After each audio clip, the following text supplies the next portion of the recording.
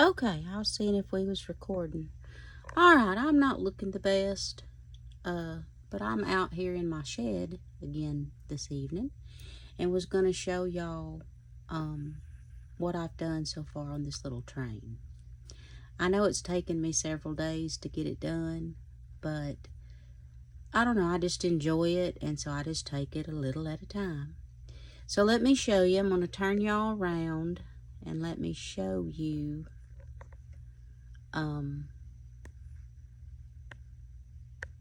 how this works. Okay, am I back? Yeah. Okay, I'm back now. So, this is what I finally decided to do with one of the boxes that's gonna make the 4th of July train.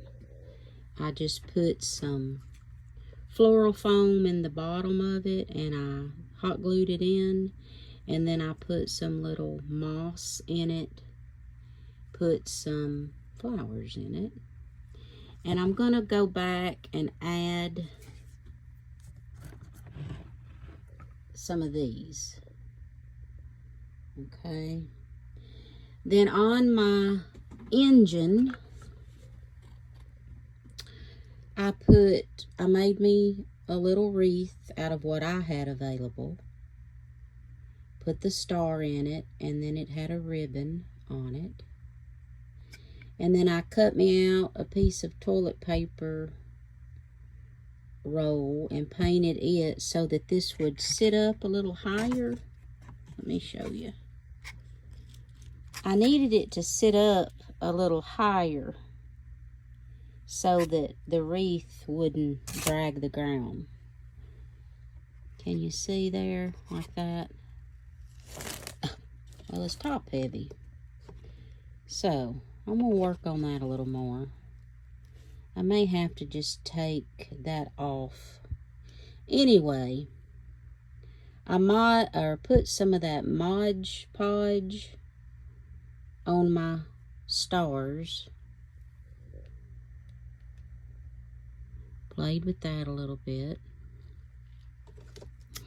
Then on one of these, I'm putting some feet on it so it will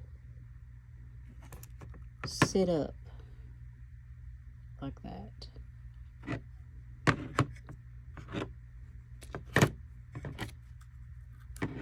Okay, and I'm doing that with my hot glue gun.